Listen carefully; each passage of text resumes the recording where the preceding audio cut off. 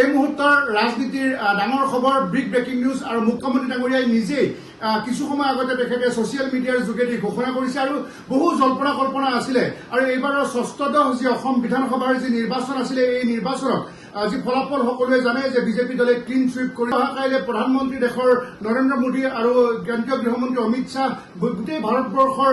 যে আমাৰ কেন্দ্ৰীয় মন্ত্ৰী বা 21খন ৰাজ্যৰ মুখ্যমন্ত্ৰী উপস্থিতিত কালি ইমান এখন ডাঙৰ খানাপাৰা পশু চিকিৎসা মহাবিদ্যালয়ত যি শপত গ্ৰহণ অনুষ্ঠান হ'ব এই অনুষ্ঠানত মুখ্যমন্ত্ৰীয়ে এতিয়া তেখেতক লৈ আৰু 4জন মানে মুঠতে 5জন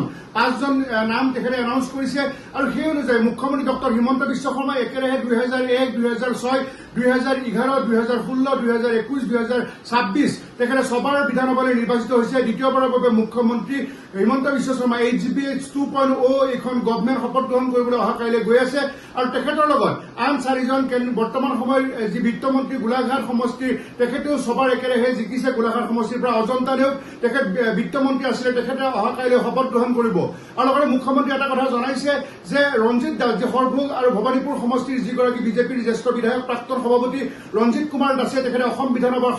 অধ্যক্ষ হিচাপে তেখেতে পুনৰবাৰ সেই স্থানত বহিব আৰু ইয়াৰ আগতে তেখেতে যি সৰ্বানন্দ সোণোৱাল চৰকাৰৰ সময়তো অসম বিধানসভাৰ অধ্যক্ষ আছিলে আৰু তেখেত এগৰাকী প্ৰাক্তন মন্ত্ৰীও আৰু তাৰোপৰি অসম গণ পৰিষদ দলৰ পৰা অহা কাইলৈ দলটোৰ সভাপতি তথা এটা সময়ত গোলাঘাটৰ MLA আছিলে, তাৰ পিছত পৰৱৰ্তী সময়ত বোকাখাটৰ পৰা MLA হৈ আছে যি অতুল বৰা তেখেতেও অহা কাইলৈ মন্ত্ৰী হিচাপে শপত গ্ৰহণ কৰিব আৰু তাৰোপৰি BPFৰ পৰা বৰ্তমান যি পৰিবহন মন্ত্ৰী হৈ আছে, বড়োলেণ্ড উন্নয়ন দপ্তৰৰ মন্ত্ৰী হৈ আছে চৰণ বড়ো মাজবাটৰ পৰা হেট্ৰিক কৰিছে, 3বাৰ জিকিছে তেখেতে 2016 চনত, 2021 চনত, 2026 চনত অসম বিধানসভালৈ নিৰ্বাচিত হৈ আহিছে। গতিকে হিমন্ত বিশ্ব শৰ্মা, অজন্তা নেওগ আৰু অতুল বৰা আৰু লগতে চৰণ বড়ো, ৰামেশ্বৰ তেলীও বিজেপিৰ পৰা শপত গ্ৰহণ কৰিব। তেখেত দুলীয়াজান সমষ্টিৰ আগতেও বিধায়ক আছিলে, কেন্দ্ৰীয় পেট্ৰলিয়াম ৰাজ্যিক মন্ত্ৰী আছিলে আৰু এইবাৰ পুনৰ অসম বিধানসভালৈ আহিছে। তেখেতে এটা ব্যতিক্ৰম চৰিত্ৰৰ ব্যক্তি, তেখেতে অসম বিধানসভালৈ আহিছে, তেখেতে লোকসভাৰ মজিয়ালৈও গৈছিলে, তেখেতে ৰাজ্যসভাৰ মজিয়ালৈও গৈছিলে, তেখেত এগৰাকী জ্যেষ্ঠ বিজেপিৰ পুৰণা কৰ্মীৰ নেতা আৰু এই ৰামেশ্বৰ তেলী। গতিকে হিমন্ত বিশ্ব শৰ্মা, ৰামেশ্বৰ তেলী, অজন্তা নেওগ 3জন বিজেপিৰ ফালৰ পৰা আৰু অসম গণ পৰিষদৰ অতুল বৰা আৰু এগৰাকী চৰণ বড়ো BPFৰ 5জনে অহা কাইলৈ শপত গ্ৰহণ কৰিব আৰু লগতে তাৰ পিছত যিটো ফাৰ্ষ্ট অধিৱেশন হ'ব তাতেই অধ্যক্ষ হিচাপে আসনত বহিব ৰঞ্জিত কুমাৰ দাস। গতিকে এই মুহূৰ্তৰ এই ডাঙৰ খবৰটো জনালো। ইয়াৰ পিছত আমি জনাম যে বৰাক উপত্যকাৰ পৰা কৃষ্ণেন্দু পাল, কৌশিক ৰায় বা কিশোৰ নাথ, ৰাজদীপ ৰায় কোনে মন্ত্ৰীসভাত সোমাব, পাহাৰৰ পৰা তুলিৰাম ৰঙাং কেতিয়া মন্ত্ৰীসভাত সোমাব, কাৰণ তেখেত এগৰাকী জ্যেষ্ঠ নেতা, তেখেতে CEM হৈ আছে আৰু তাৰোপৰি নগাঁৱৰ ৰূপক শৰ্মা সোমাব নে জিতু গোস্বামী সোমাব। ৰূপক শৰ্মা কিছু চিনিয়ৰ 3বাৰ MLA হৈছে। নামনি অসমৰ পৰা চন্দ্ৰমোহন পাটোৱাৰী বা ভৱেশ কলিতা, জয়ন্ত মল্ল বৰুৱা,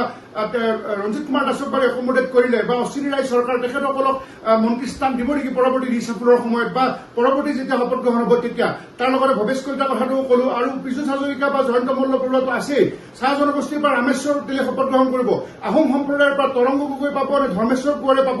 নে সুশান্ত বৰগোহাঁই পাব, কিন্তু এই মুহূৰ্তত যিহেতু হিমন্ত বিশ্ব শৰ্মাৰ ক্লজ, গতিকে তৰংগ গগৈৰে পোৱাৰ সম্ভাৱনা আছে। অহা কাইলৈ 5জনে শপত গ্ৰহণ কৰিব, কিন্তু ইয়াৰ পিছতে এই যিসকল নেতা কথা কলো, কাৰ্বি নেতা তুলিৰাম ৰংহাং বা যদি শিলাদিত্য দেৱ বেংগলী ব্ৰহ্মপুত্ৰ উপত্যকাৰ পৰা বা অশ্বিনী ৰায় চৰকাৰ কোচ ৰাজবংশীৰ ফালৰ পৰা, নাথ যোগীৰ ফালৰ পৰা কিশোৰ নাথ পাব নেকি, বা ৰূপক শৰ্মাই হেট্ৰিক কৰিছে, ভাল ভোটত জিকিছে, 50,000তকৈ অধিক ভোটত তেখেতে পাব নেকি অহাবাৰ মন্ত্ৰী, পল্লৱ লোচন দাসে আৰু এজন চাহ জনগোষ্ঠীয় নেতা সোমাব নেকি বা ৰূপেশ গোৱালা, গতিকে মানৱ ডেকা সোমাব নেকি, এই ধৰণৰ যি অশোক সিংহালৰ নাম আছে, কৌশিক ৰায়ৰ নাম, গতিকে এই গোটেই গুণা কথাবোৰ চলি আছে। প্ৰধানমন্ত্ৰী ডাঙৰীয়া উপস্থিতিত কাইলৈ 5জনে শপত গ্ৰহণ কৰিব। তাৰ পৰৱৰ্তী সময়ত যেতিয়া আকৌ শপত গ্ৰহণ অনুষ্ঠান হ'ব, মন্ত্ৰীৰ 5জনেতো নহয়, 18+1 19 হ'ব। গতিকে আকৌ যেতিয়া শপত গ্ৰহণ হ'ব তেতিয়া ৰাজ্যপাল লক্ষ্মণ প্ৰসাদ আচাৰ্য তেখেতৰ শপত বাক্য পাঠ কৰাব। অহা কাইলৈ এক ঐতিহাসিক দিন গুৱাহাটীৰ খানাপাৰা পশু চিকিৎসা মহাবিদ্যালয়ত অনুষ্ঠিত হ'ব। এই মুহূৰ্তত তাত আমি দেখিছো যে আমাৰ হিয়াৰ আমঠু জুবিন গাৰ্গৰ গান লগাই থৈছে আৰু গোটেই ভাৰতবৰ্ষৰ 21খন ৰাজ্যৰ মুখ্যমন্ত্ৰী কিমান উদ্যোগপতি, আমাৰ অসমৰ সত্ৰাধিকাৰসকল,